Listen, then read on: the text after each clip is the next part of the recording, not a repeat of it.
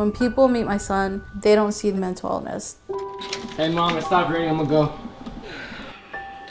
They don't see the 20 hospitalizations. They don't see that he hallucinates or that he's attempted to kill himself. Because deep down, he's a really good kid. Come on. There you go, Mama. There you go. He really does try to make the right decisions.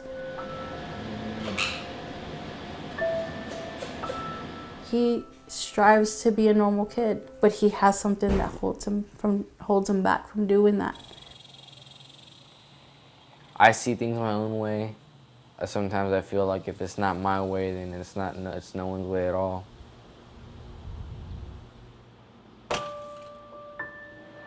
My son struggles with bipolar disorder. He has ADHD, anxiety, depression. He has psychosis, which sometimes causes my son to be put in the hospital.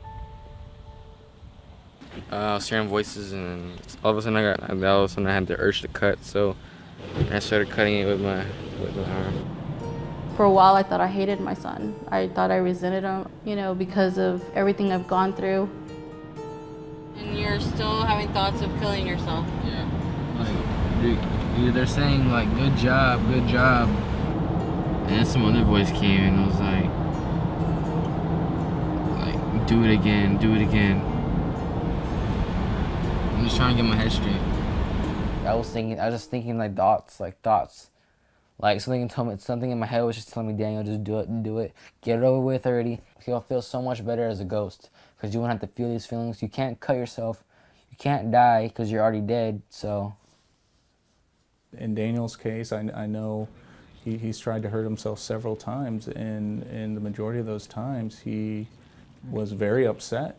Different things going on around the house or around home that really stressed him out, and he couldn't cope with that. He couldn't deal with that, and he didn't know what else to do.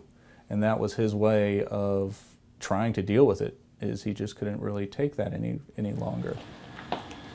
It's talking about how Mary is like, is making fun of Tom because of how poor he is. I think the hardest thing is dealing with the perception he has. It's too hard. Like, I can't even focus when I'm reading. Even when it's quiet, I think about other things, and I try as hard as I can. We're not going to win an argument right now because you don't want to listen to what we're saying. I'm not done. It gets to the point where he's assuming I don't like him. He feels we're attacking or we're against him. I'm not going to let that you are a different kid, and I'm sorry. You're just like every other kid. You just have issues. When I got sent to the hospital, I used to think that she hated me.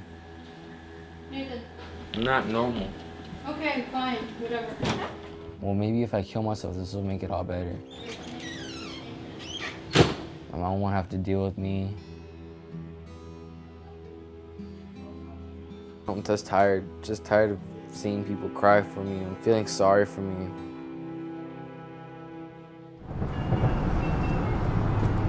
A year ago, I overdosed. I wanted to die so bad because I was tired of my life. If there's one thing that I remember the most is him begging the nurses to let him die. Everything's blurry. That's like one of my biggest fears. You okay? It's scary because one of these days he's gonna get old enough to where I can't protect him. You wanna walk around for a little bit? I can't ever trust him to tell me, no, I would never do that, because he's done it once. And what makes me think he'll never do it again? Nothing. Huh? You want me to leave you alone for a little bit? I'm sorry I had to put you through that, and I'm sorry I made a poor mistake. And I really, really want you to know that I will never do that again. It's really hard for me to... Believe that? No, it's not so much that I don't believe that. It's just, it's a trauma that no parent needs to go through.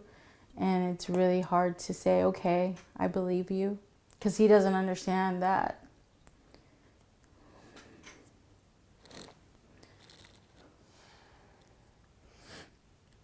That for weeks after that, and it still happens, that I worry every day coming home and finding him dead, you know, that's how traumatizing that is.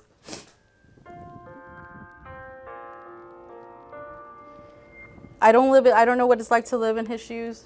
People always say I'm really strong and I handle things.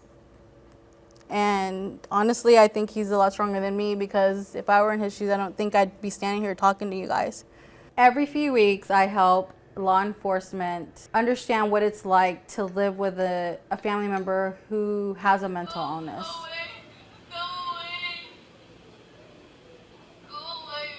When he was hospitalized, he would call me and he would tell me, if you don't come tomorrow, I know you're dead. They're telling me they're gonna kill you. You know, and it's things like that, you know. Nobody knows how that feels. When I think about Newtown and several other shootings that have occurred, this would help put in perspective how to approach a mentally ill person. Telling my story helps me with acceptance. Was it open still? Yeah, they opened it again. I see myself being the person he comes to all the time, and I've accepted that. Stop. My mom loves me. I know that. She can be in a pain sometimes, but I know she loves me and she does it because she cares. How would people feel if I was gone? Like, I think of good things about me, like, you're not a bad person, Daniel. And I believe that you can get out of suicide.